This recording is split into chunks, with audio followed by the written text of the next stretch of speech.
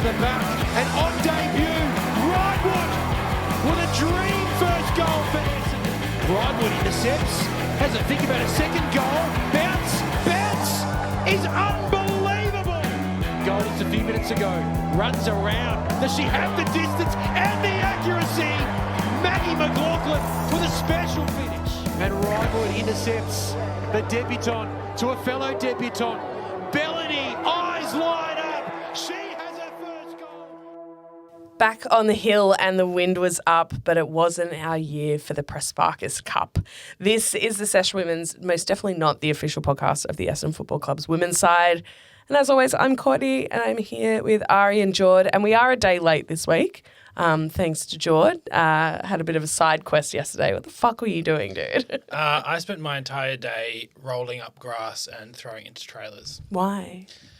Where? Specifically in Croydon?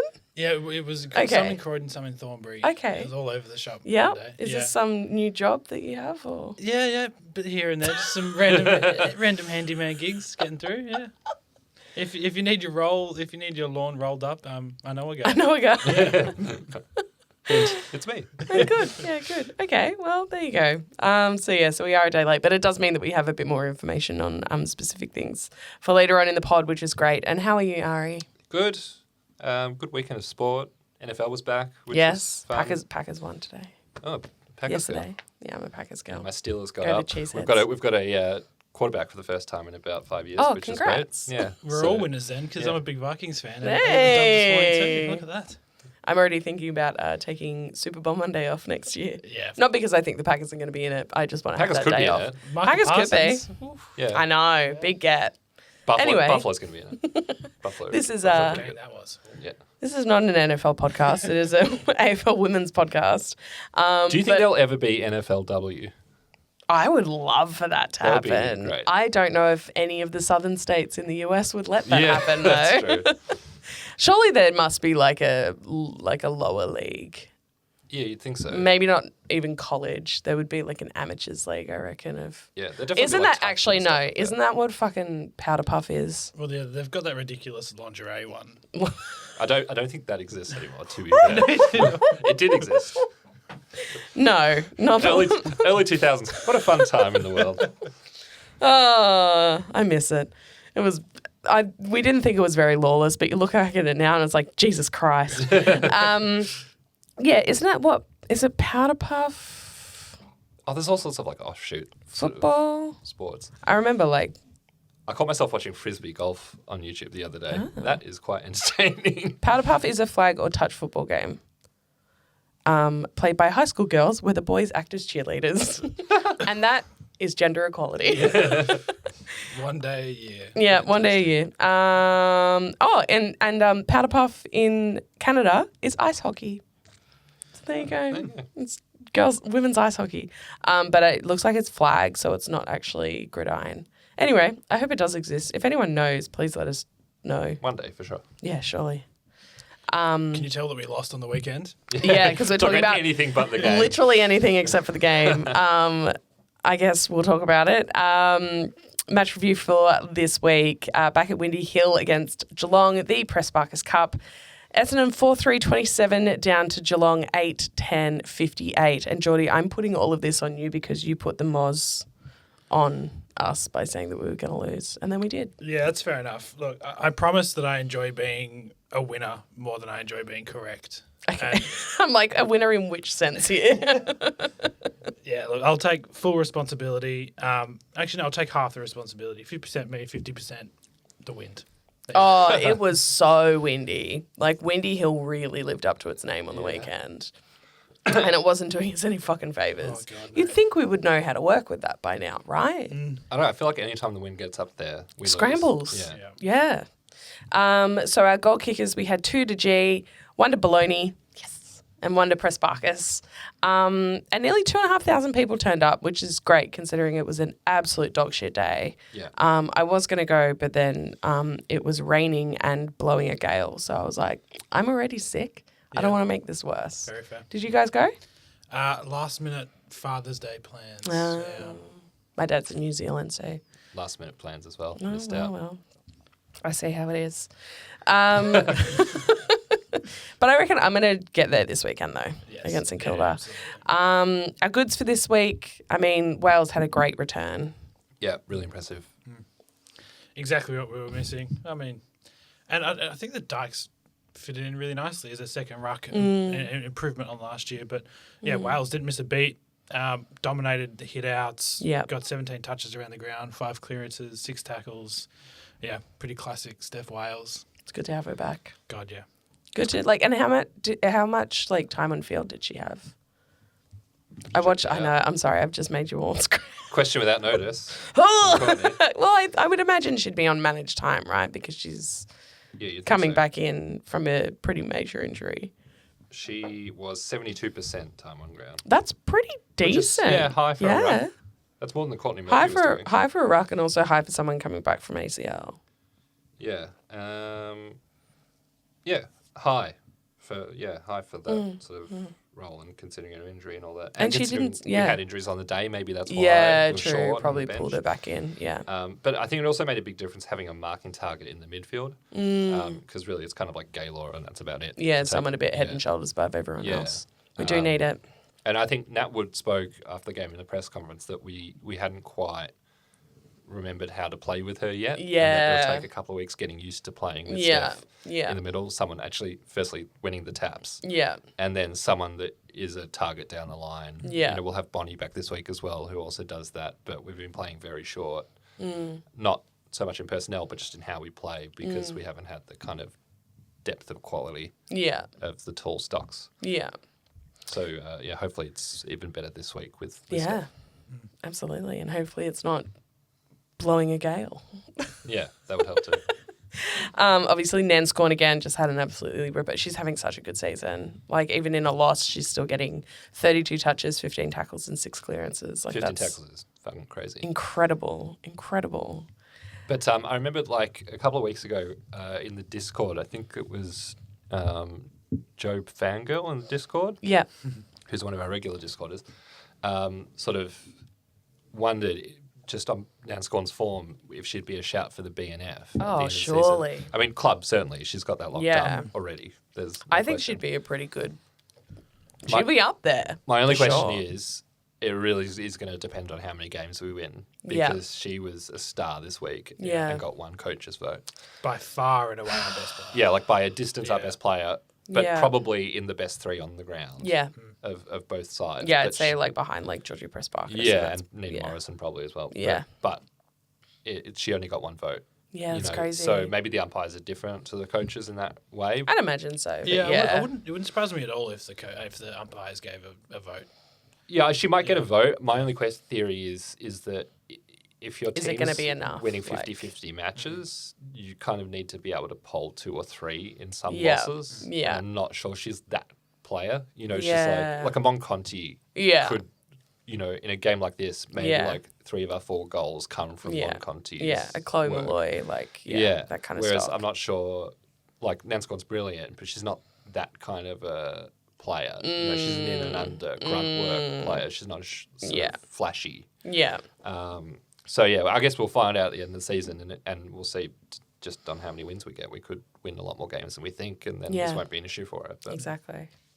Who's to say? Depends if Jordy keeps jinxing mossing us.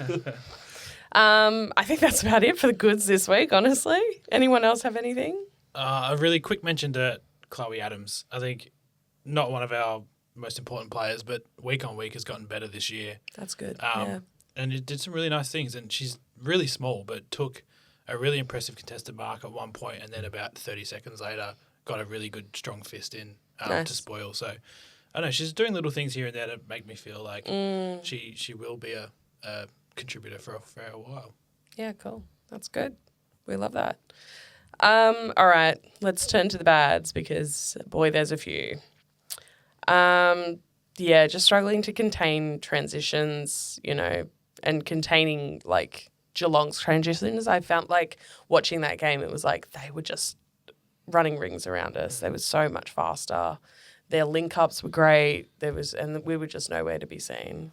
Yeah, I felt in the first quarter we just couldn't win around the ball. Yeah. And so they were getting we couldn't get out of defence and they Yeah. just locked us in. And I think Yeah. the win was a part of that we just didn't figure out what to do. Mm. But after that, we kind of balanced things up in the midfield and we won a lot more clearances and Yeah. all that. But we were still, we would turn the ball over in our forward line and they would just go straight up the other end of the field. I felt like it was like any minor error that we made, they made us really fucking pay for it. Yeah. Like they were just like, okay, well, we're going to show you how to play this game on your home ground.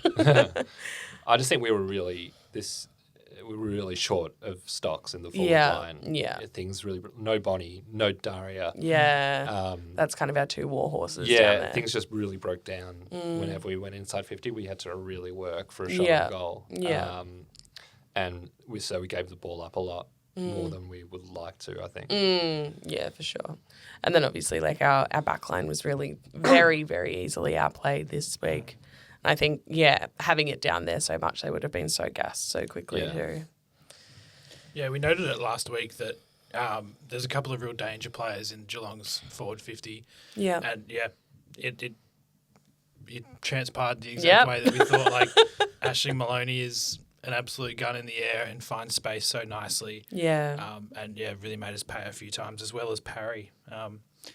Just couldn't really keep them contained, which is probably the first time for the year, which is the silver lining, I guess. Yeah. Yeah. I mean, they had more than double the inside 50s that we had. So, like, when we're putting our own defence under that much pressure, but giving up that many looks, they're going to get broken through. Yeah. Yeah, absolutely. Lots of repeat entries. They set up that perimeter outside 50 so effectively. Oh, yeah, we love the wall. It was a kick out, Pings back in, kick out, kick back in. So, repeat entries, it'll stuff around any back. Absolutely. Back That's one of the main things that I took out of the game, though, that I'd love to know if that was a coaching issue or a player following instruction issue, because we just didn't figure out what to do coming out of defence for long stretches. Like in the first quarter, they went to the far side of the ground for broadcast every single time from kick out.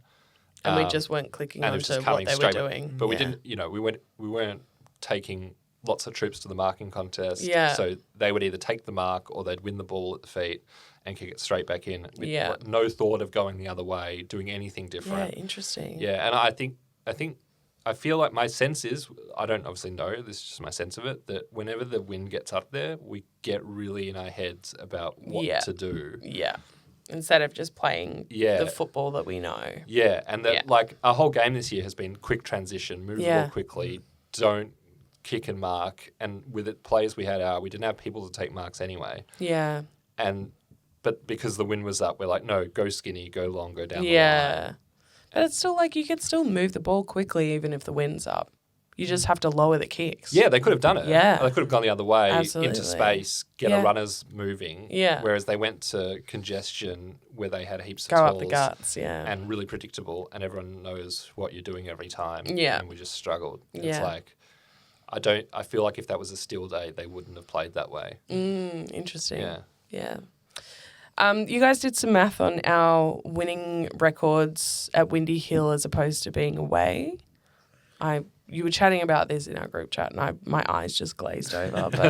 But what were your findings from this? Well, there's always a lot of talk about trying to make Windy Hill a fortress that's tough for opposition to come and play against. We've played 10 games at Windy Hill with 5 wins and 5 losses at 50% win rate. Outside of Windy Hill, whether that's in Melbourne or interstate, is 14 wins and 10 losses and a draw. So a pretty significantly better win percentage away from Windy Hill. Okay. Quite comfortably. Yeah.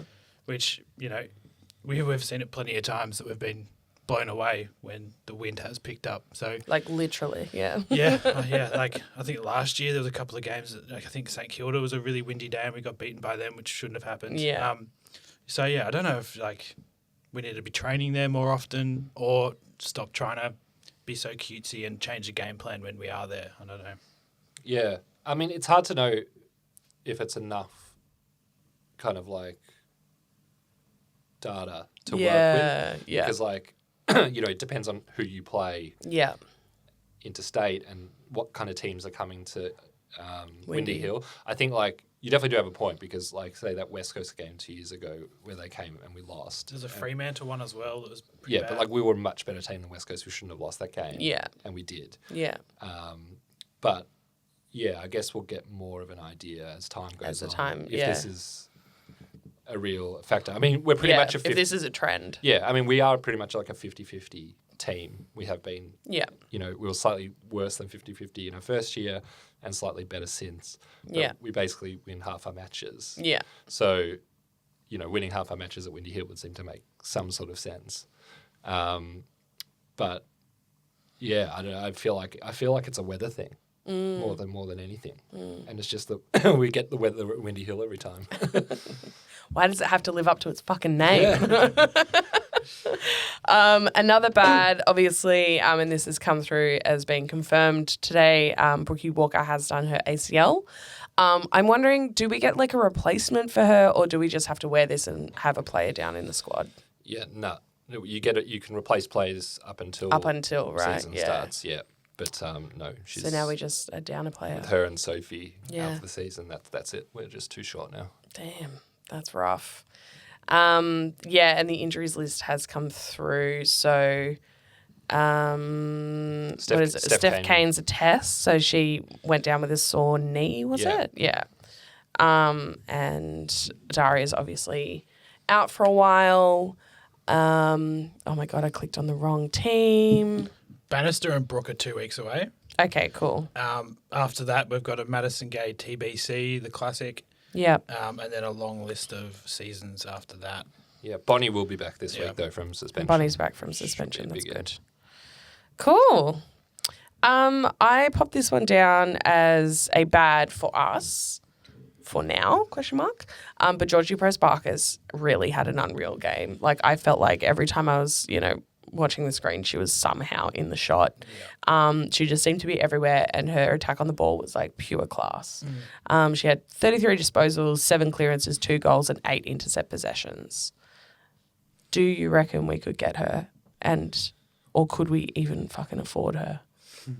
Like if this is the kind of footy that she's playing, like Geelong would want some good shit in return. Yeah, I mean... She's contracted till 2027. Yeah. And apparently is called the Queen of Geelong, so... Well, I guess I'll just go fuck myself. I mean, it would be absolutely extraordinary because, I mean... Could you imagine both of them in the mids? Maddy's an incredible player, but Georgie, I think, is even slightly better. She's more dangerous around goal. I think better in transition, maybe not as good at stoppage, but covers more ground. I think is a bit more of an attacking threat. Big meters gained player. She had like 500 and something meters. I do wonder again if they did play together, would it be good or bad? Would they butt heads too much, or would they like work in tandem? I think they're different enough players. To work really well. Less about like them as players, but more about them as people, I suppose.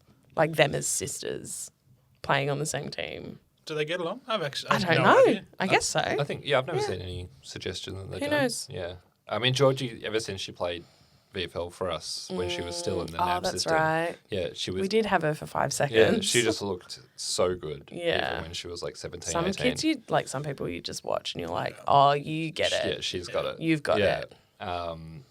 So she's still contracted for a while. You got to think Geelong aren't going to want to lose her. Yeah. So maybe when that contract is coming to an end, maybe there's a chance. Yeah. But I doubt it at the end of this year. But I do want to talk about a list management a little bit. All right, let's go to the gripe corner. I feel like we almost need a fucking theme song for this at this point. Let's go to Ari's gripe corner. Mics are on you. Yeah, I think like this game showed how thin our list is a little bit with, Bonnie and Dari go out short-terming, and we've had Maddy out for the start of the season. The ruck situation, I think we kind of handled quite well in the off-season. We spoke about it last year when Steph went down. It's a hard one. You've only got 30 list spots. To take up 2 list spots with like someone and to pay for someone or trade for someone who's going to be 50-50 with her, it doesn't really work. Someone needs to be a backup, but like an actual ruck. And I think Courtney Murphy fits that bill. I think she was an able deputy. She won't play much with Steph in the team. But, you know, I feel like they handled that quite well. But I feel like if we were seriously trying to improve to become like a top 4 team, people like Soph Alexander wouldn't be starting for us. Yeah. I think she'd be a great, you know, Bonnie's out for 2 weeks. Yeah, Great. bring her Soph in. Perfect. But the people that we have that are outside the team looking in are players that never play, that Nat seemingly doesn't trust.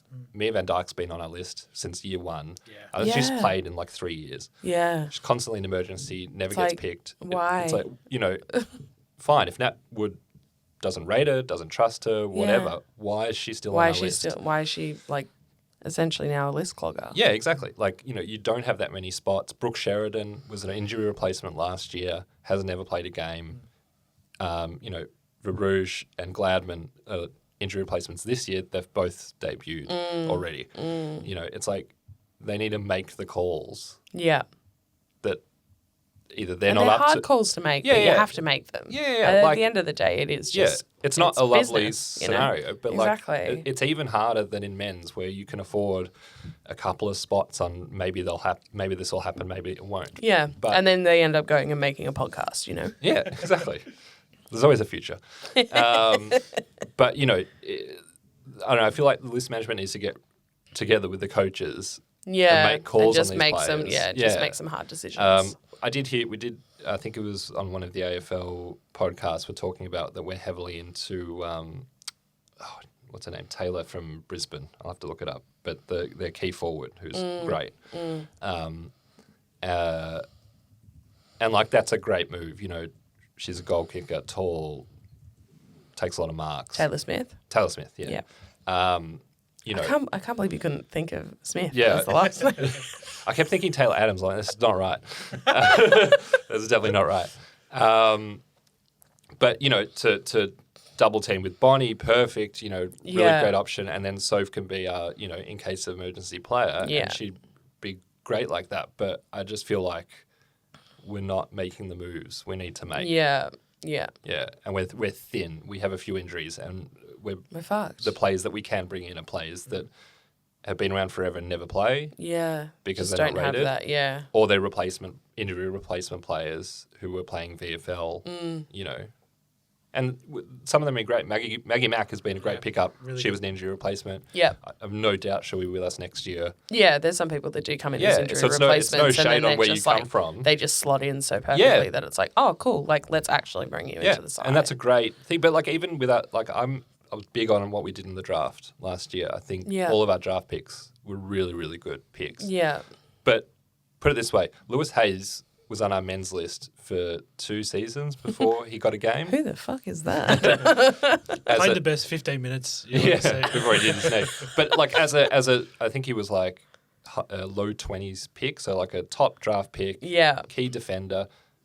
But you know, even with a mediocre men's team and injuries and whatever, like you need time for a key back to be ready for top level senior football. But Tay Chambers is in at week 1. Has to play because Maddy Gay's injured and there's no one else. Just like throw you in the deep end, babe. Let's go. Yeah, and like I like her and I think she's going to be a great player. But, you know, realistically, if we were a really, really good team, we would have someone else in that spot. Yeah.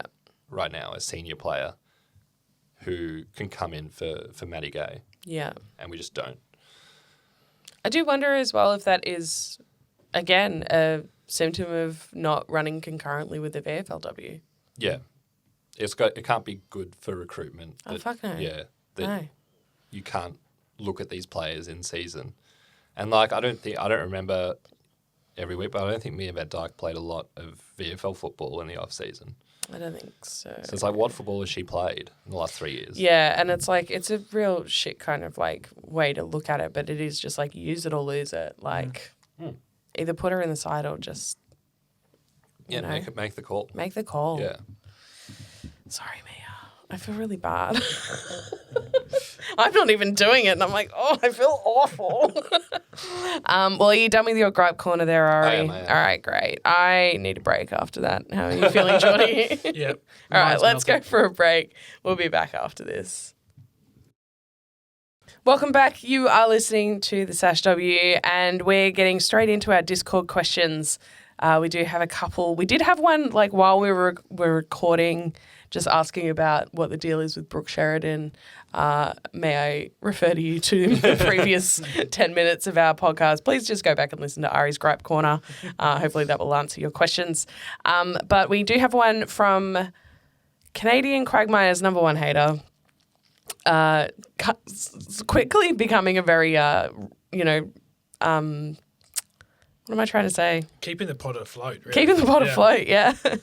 A regular contributor to our Discord questions. They ask, any reasoning for the amount of ACLs done? As someone new, it seems ACLs are very frequent. Is it due to short seasons, bad surfaces, or just unlucky? And like for you, Canadian Quagmire's number one hater, there's actually like a lot of research being done into this because it's not really any of those things. It actually comes down to like anatomy. It's like quite a medical kind of like science thing. And it's that cisgendered women are more predisposed to doing knee injuries. So your ACLs, your PCLs, all that kind of stuff. It's like up to like 8 times higher than cisgendered men, which is crazy, and it's like right across, like, so it's not just AFL, it's like right across women's sport. Yeah. So yeah, because it is so like widespread, it means that there are definitely different pockets of like places where research and investment can be made. It's like, but because women's sport is so young, a lot of the research findings are only just coming out. So there was a research paper done, I think it was published in February last year, that's just about like risk factors and strategies for prevention for ACLs in women. And it's like it's been identified that it's like anatomical and hormonal factors. Identified and investigated as really significant contributors. There's a lot of like medical jargon in here, but it's like a lot about the way that like cisgendered women's bodies are built, in that like we have wider pelvises, which means that our thigh bones angle down more sharply than men. So we're not just kind of like up and down. We're kind of like this, obviously like an hourglass kind of shape, which does put more pressure on our knees and especially the insides of the knees. We also have like the groove that the ACL runs through in the femur. I'm not going to try and pronounce it, but ours is narrower. And we have a smaller ACL, which makes it more prone to ACL injury. So it's obviously because that's such a narrower like notch, like groove, it's more likely to pop out and get like strained or torn. And our ligaments are also more elastic, which is crazy. If Canadian Quagmire can picture in their mind the classic woman's body, not the woman's body so much, but the classic ACL situation, right? Which is a player turning with their leg or their foot outside the line of their hip. Yeah. Right? So the foot's sort of extended outside the line of the hip and twisting, and that's the classic situation. That's the classic, yep. So it's so innocuous. Yeah, with the angle of the hip relative to the leg is basically the primary anatomical issue. Yeah, so you have to get your protractors out. Yeah. Whereas for a man's leg, it would be more straight. Yes. For a woman's leg, it's much more inverted relative from the hip. Yeah. So when the leg is outside... outside... So the leg has to go really far out. It's even more outside of normal range. Yeah. But obviously that's a natural football movement. Yeah. But it's even more anatomically fucked outside of, normal bounds of movement. Yeah. And that's why anatomically there's a problem. But there's also a hormonal... Yeah, so hormones also do play a part. Like there's a bit of research that suggests that like estrogen levels during a woman's like monthly cycle, so for people who do have periods, that can contribute to ligament laxity, which also like the potential for ACL injuries during like sports and stuff. So like depending on where your estrogen levels are, it can affect your like ability to really hurt yourself. It's crazy. The fact that it goes down to like anatomy and like hormones and all that kind of stuff.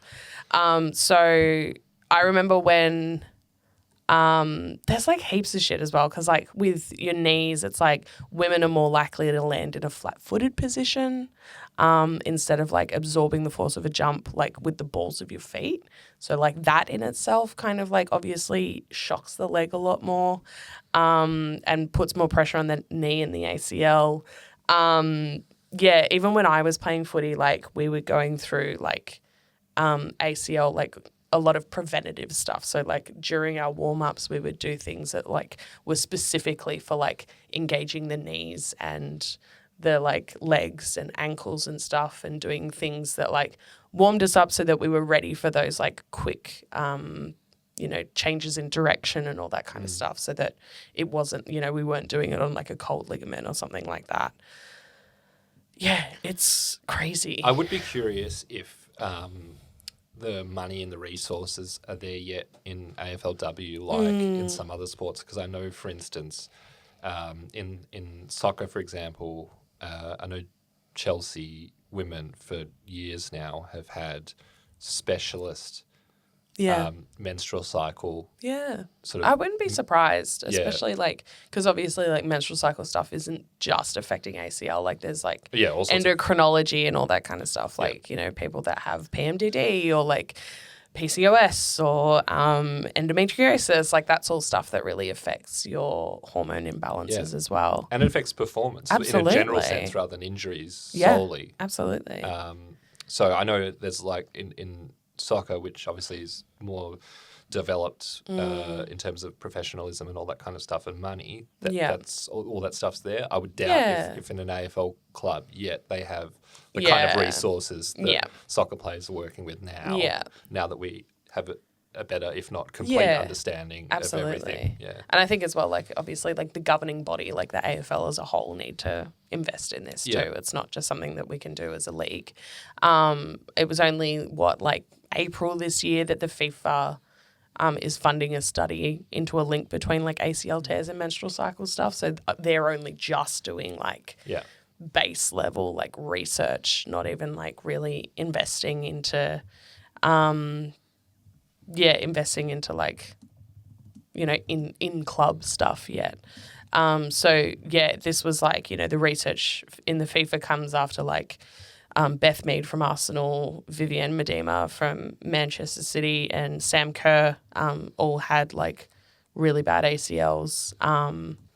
They all happened within like a month of each other. Oh god, yeah. And like the NRLW or something like had like an insane amount of ACLs one season. It was something like 10 people all did their ACLs. So yeah, it is definitely an issue, and it's obviously because women haven't been playing like professional grade sport for a very long time, or elite level sport for a very long time, where the ACL is like likely to be affected. It's still, we're still figuring it out and figuring out how it can be prevented. There's also really basic stuff like boots, which is a huge issue. Yeah, boots are made for men's feet, would you believe? There's a couple of brands out there that I wore a couple of them. I wore a brand in one of my last seasons that is like specifically for women's feet, and it's a more of a boxy toe, gives you more support around the ankle, all that kind of stuff, and it was so much better to play in. It felt like my toes weren't being crushed.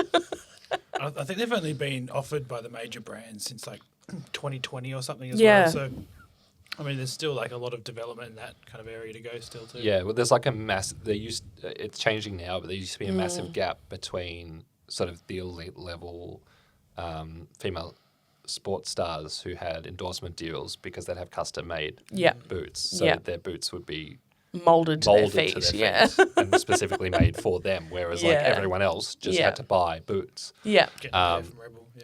Well, exactly, and they weren't. Not only were they not form fitted for them, but they weren't even really designed for women. Whereas now, in the WSL, they've just done a deal with Nike that anyone that doesn't have an endorsement deal will have Nike will provide boots. That's good. That's good for all players. Because that's the thing. It's the development and the the furthering of the sport and making sure that like people are able to play in conditions where they can play to the best of their ability. But then also like bad surfaces does come into play. I would imagine that we largely play on pretty good surfaces in the AFLW now. To a point. Now. Victoria Park the other day looked dreadful. I know a friend of mine, like years and years ago, did his ACL when we were playing AFL 9s, which is a non-contact sport, because he just like stepped in a sandy patch wrong. It's like it happens. My mum did it stepping off a bar stool. Like, yeah. My mum had a full knee reconstruction after doing that. Yeah, like it sometimes you just step wrong. But I mean, it does. I mean, men do get ACLs. Yeah, men do get ACLs. It's just not at the same frequency not at the same rate. as women. And then again, like, you know, if you're looking at trans men, they would be more predisposed to doing their ACL than trans women, which is interesting as well. Because it all just does come down to anatomy. Anyway, back to our Discord. I hope that answered your question, Canadian Quagmire's number one hater. And if it doesn't, we are not scientifically smart enough to give it. Exactly. And another question from you asking, I think this will be a bit less intensive to answer. Moving forward, what is our biggest weakness or points of need? A certain position of depth. Tall targets. Yeah, which like that'll come back in though. Like, you know, it's not like we have to recruit for that or. I think we do. Well, I mean, that was my gripe corner. More tall. Yeah, I mean, some, but like, no. We're not completely out, but I think we've fixed our midfield issue quite well. Yeah, and I think a lot of our draftees who are just starting out now will be midfielders down the line, right? Ridewood, Bellany, Adams probably. Yeah. So I think we're sorted out our midfield. That unless there's someone like a Georgie Prespakis who we can get, who's like just an elite, level, or like a robot, or someone that's like a real game changer, I don't see us trying to get, just depth in midfield. Yeah, whereas I think we really need depth. Bonnie goes out, Maddy goes out, and we are just short. Yeah. So we need stocks. In stature. In stature. Yes. In stature and in players. What about you, Jordy? What do you reckon? I would like another brutish fullback because I think we've got Clark and we've got Gamble. Gamble, who I think are both quite good interceptors. But I'm not sure. But you just want like a war horse back there that's just like, you will never kick a goal as long as I'm here. Exactly. I feel like it's a similar problem to the men had for a long time of like your Charlie Dixons and Jesse Hogan's, the big guys, would just take control. And I feel like that's kind of the same with people like Aisling Maloney and Anya Tai and things like that. Yeah. Yeah, I want someone in a back line with like a good boot on them. Yeah. Someone that can just thump it out. Just swat shit away. Like, that too. We could have gone for like a Najwa Allen type of person. Yeah. Like I really like Clark and Gamble, don't get me wrong, but I think they're... Well, Clark's much more of an intercepting, rebounding. Exactly. And I think Gamble is slightly more towards that direction as well. I'd like just a bit of a prick fullback. Yes, absolutely. I can just imagine the list management department looking at it. I'm looking for a prick. Mind mapping it. Who can we get? This is what we need. Prick. Yeah. Just like Control F on everyone's CVs. Top of the list, Dakota Davidson. But are they a prick? That's what I want to know. But what's their general vibe, I fully agree with both of those. I think that's our biggest weakness, really. It's just like that depth and height and, someone to just like, if it does, if we are getting an instance like we had on the weekend where it's just repeat entries into our defensive 50, like someone that can just smack it back out and, and not run around like headless chooks. That'd be nice. Yeah. That'd be nice. Looking at our Discord People's Champion, are we surprised? 3 votes, Nanscawen. No. 2 votes and 1 vote are completely open, so I reckon that's up to us. I would like to give 2 votes to G. 2 goals, yeah. Yeah, 2 goals, 2 votes. Seems only fair. Yeah, fair enough. I will go for 1 vote. It does fall off a little bit after that. I mean, Prespakis is probably... Yeah. A goal in 26. We'll give her one. Yeah. All right. That does change our leaderboard a little bit, which I've just updated. So we've now got 10 points for Nanscawen, 4 for Gaylor, 4 for G, 3 for Prespakis, 2 for Too Good, and 1 for McLaughlin. And now looking at the more legitimate coaches' votes for the round this week, we obviously 10 points for Georgie Prespakis, very, very well deserved. 6 for Jacqueline Perry, 6 for Nina Morrison, 5 for Amy McDonald, 2 for Georgie Rankin, and 1 for Nanscawen, which means that Nanscawen does drop from first to fourth, with Ash Riddell from North Melbourne as the new leader in the coaches' votes. Sounds about right. It does, yeah. Yeah. Yeah. 5 of the 6 vote getters are Geelong players, yeah. They sure are. That checks out. That does. All right, looking ahead to round 4. Back at Windy Hill, hopefully less windy, definitely still on a hill. Sunday, 1:05 p.m. against St Kilda. I can never pronounce this right. Euro. How are the Saints going? Not well. Definitely not well, yeah. It was... Not great, bub. Yeah, some real false dawn stuff for week 1 of them. Yeah. Round 1, they beat Adelaide pretty comfortably, and I thought that they might have been a big improver for the year, but since then it has gone south very quickly. Yeah, right. They got and they haven't played I was going to say their run hasn't been too hard.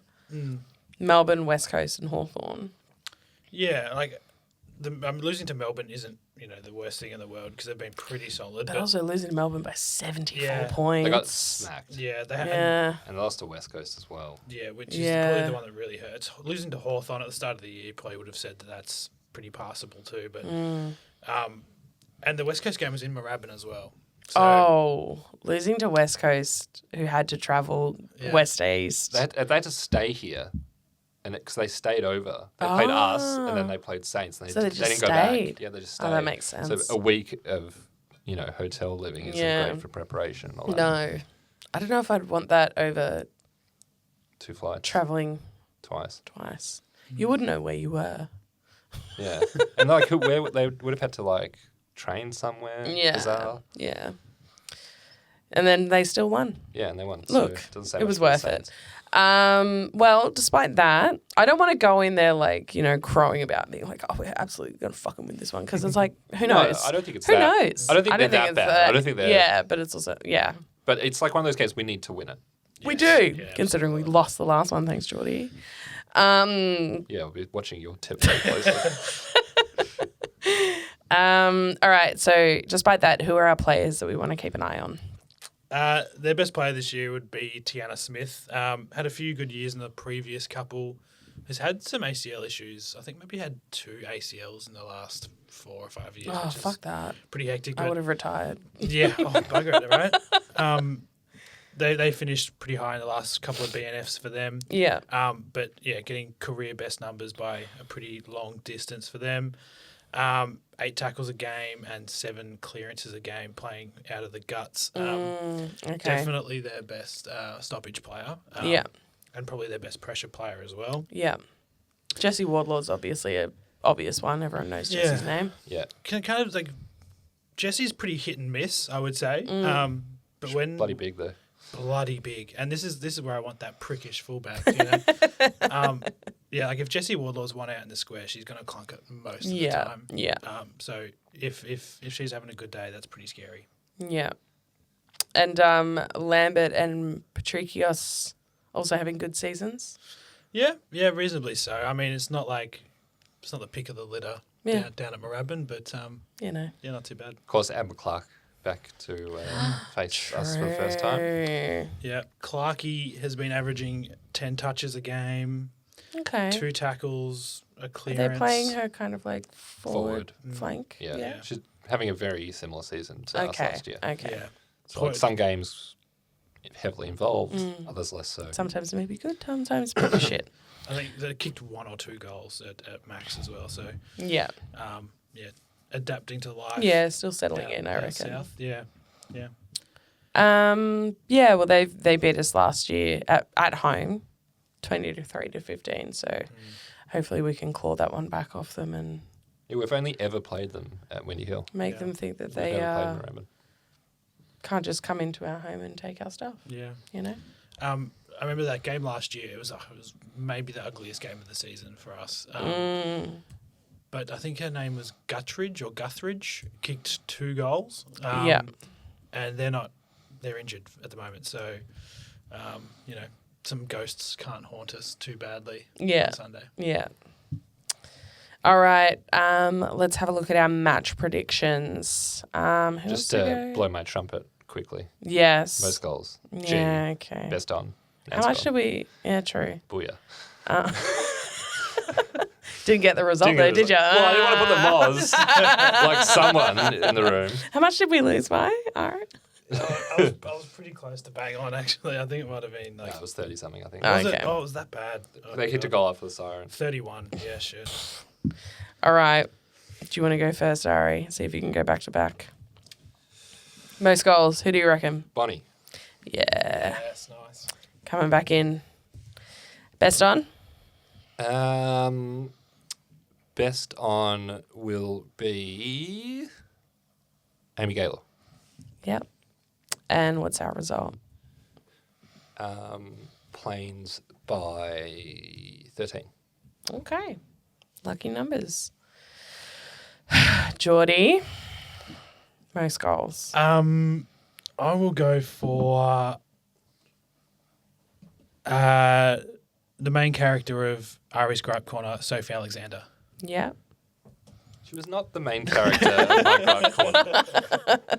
Main character was the list managers. Thank you. Yeah. Or Mia Van Dyke at a push. Definitely not Sophie Alexander. Best on? Man Van Dyke. Just for clarification, I don't want Sophie Alexander delisted. Not what I said. Best on, I will go for Bonnie. Bunny. And result? Careful what you say here. Essendon win by 300 points. 3. I'm putting this down. You dickhead. All right. See, it's mozzing the other way. Yeah, exactly. I'm like... You're going to fuck us. Most goals for me, I reckon Bonnie as well. I reckon she's going to come back at it a bull at a gate. Best on, you know what? I'm going to go 2 for 2. Too good. Nice. And result, I reckon we're going to win by like 7 points. Yeah, I reckon it's going to be close. Toit. Let's have a look around the grounds because there's been a very interesting story that's come out on the AFL website about Zali Friswell. And she's had like this really major, very, very intrusive surgery earlier this year. Is now, for full disclosure, is now playing. But yeah, she had sleep apnea surgery, Ari.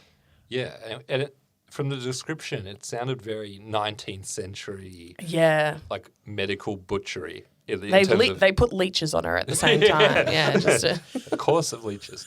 But yeah, she had her jaw like sawn in half and then moved so fucked all the way back to her throat, and then her upper jaw moved forward, I think like 8 millimeters or something, and her lower 4 to it's open so her airway. Graphic. Yeah, it's like, content warning for anyone who's a bit queasy because this is fucking graphic. And the X-rays, you can see the plates, screws and pins and all sorts of stuff. So she had a 3-hour operation. She's 21. That's not quite quick for that type of surgery, by the way.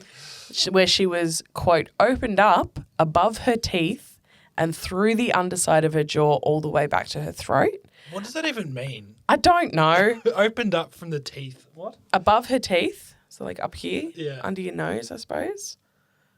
Through the underside of her jaw all the way back to her throat. So it'd be like down here, basically. They would have had to have like moved the bones. So have you seen the film Face Off? But yeah, so she has like... So sleep apnea runs in her family, right?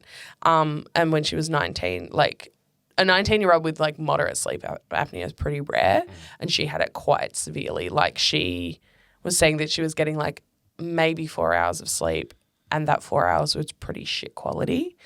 So obviously, like, affecting her mental health because of her sleep apnea, which was then making the sleep worse. And, like, it's just like a... For anyone that doesn't know, by the way, sleep apnea is when you stop breathing in your middle of your sleep. You do. And then you wake up. And, like, largely you would just breathing. have, like, a CPAP. Like, for pretty moderate, like, mild to moderate, you would just have, like, a CPAP machine, which is basically just, like, a Bane mask that you wear at nighttime that, like, forces air into your lungs. So she started off by, like, wearing a mouth guard at night to see if that would, like, correct it. It kind of helped a little bit, but, like, created a bit of an underbite. It's like went the other way a bit too much. And, yeah, she just found it was, like, really affecting, like, her mental health, but also affecting her footy and affecting her day-to-day. So it was when she went in and got her wisdom teeth done, her doctor was like, oh, there's a surgery that can, like, he's like, it's pretty fucking invasive, but, like, there's a surgery that you can do. Yeah. But she went through and got her wisdom teeth out a little bit too close to last year's season. So she was like, I don't want to do it just yet because I'm, like, about to start my footy season. So she did it at the start of this year. And yeah, it's crazy. Like, she was saying, like, before the game against Adelaide, so their last round last year, she had, like, 4 hours sleep. For anyone that's not a good sleep, but for people with sleep apnea, it's, like, even worse. She's like, even if I had 7 hours compared to a regular person's 7 hours, it'd be totally different. She's like, my watch was telling me, like, comparing it, and like, she'd technically be awake for 2 hours when she thought she was sleeping. Like, her activity is still showing that, like, she was so restless that, basically, like, it was like she was awake for half the time that she thought she was asleep. So she's really only getting, like, 2 hours of solid rest a night. So she went through this, like, really intense surgery earlier this year, which had quite a long recovery. So, yeah, they moved her upper jaw forward 8 millimeters, her bottom jaw forward 4 millimeters, and her chin forward 2, and then they extended her nose. So she's got plates in her chin, her nose, her cheeks, and they all stay in there. Yeah. Which I made this joke before, but, like, it'd be fucked going through airport security. Yeah, it's pretty hectic. She's, like, posted on TikTok and stuff, like, documenting the whole journey. She had to eat through a syringe for the first few weeks of recovery. Yeah. And just, like, the headaches that you would get because, like, the pressure and, like, She said she was swollen, like, all the way down to her chest. Oh, it's awful. Awful. So, yeah, she had bolts screwed into her mouth for 8 weeks in the recovery, and then they were taken out, and then had bands around to keep it, and, like, had to change them every night, and, like, yeah, it was just, like, bleeding and, like, just awful, just an awful time. And, like, then still had to wear, like, a mouth guard, like, fitted to her top and bottom teeth.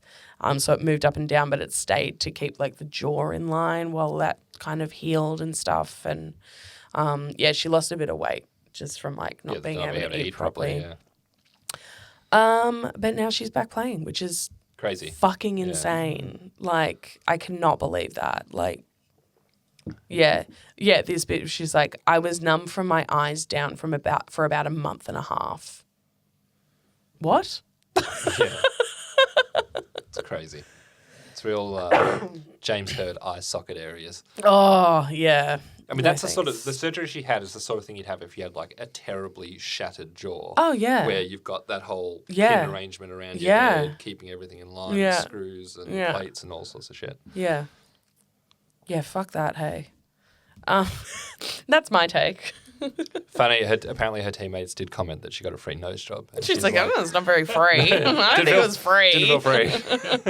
But yeah, so it's great. Like, she's saying that she's still got a bit of maintenance work, doing like Invisalign braces to kind of realign her teeth with her new jaw.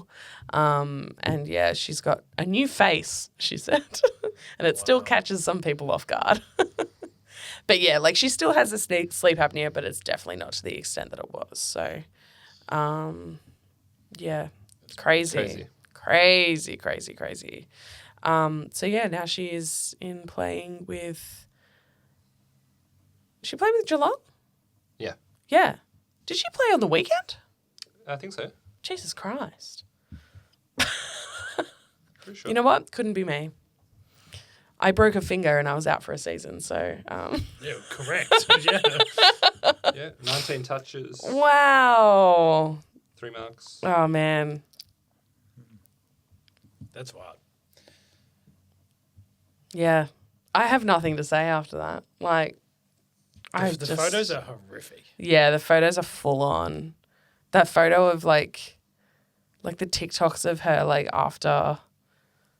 And, just... Even the one, crazy. The one at the top of the page, where like, oh my, no. The jab of the heart or something. Oh. Yeah, she was so swollen. Imagine going through all of that at 21. Yeah. I could, like... Unfortunate. I could barely feed myself at 21, let alone go through major surgery. Oh, dear. Well, is there anything else that anyone wanted to shout out around the grounds before we wrap up? Draper's off. Oh, Draper's off, yeah. Yeah. Well... Saw that coming. Yeah, I think we all saw that coming. And there's still, talking shit about Merritt. To the point where my dad has messaged me and been like, what's all this I'm hearing about Zach Merritt, buddy, leaving the club? And I'm like, I don't think he will. No, surely not. To Hawthorn too. Yeah, it's like he's a very loyal player. Mm. And I feel like he takes his captaincy extremely seriously. And we've been shit his entire career. So, Yeah. He's surely... It's like, what's going on Hawthorn going to do? Yeah. Then you have to put up with fucking Ginnivan every day. Do you really want to go and win? That's Yeah. You got to earn it. Yeah, exactly. And I feel like he's that kind of that stock that's like, no, I have to earn this. I can't just go and get it for free. Do you reckon we could send Hawthorn Jackson Merritt, the older brother, and just put him in a wig? See if they'd realise. Just put a Guernsey on him and be like, yeah, that's him. Yeah. All right. Well, I think that's us. Thank you so much for listening. Definitely follow us on socials if you're into that, and feel free to come and join us on the Discord. It's a lot of fun in there, and it's only going to get funnier, I think, once trade and draft season turns up and the men's chat fires up a fair bit. And it's always fun to be in there in finals. It is footy Christmas for the men's. So, yeah, that'll be great. Absolutely. All right. Well, we'll see you on the hill this weekend. And if not, then we'll see you next week. Count the planes. Up the plains.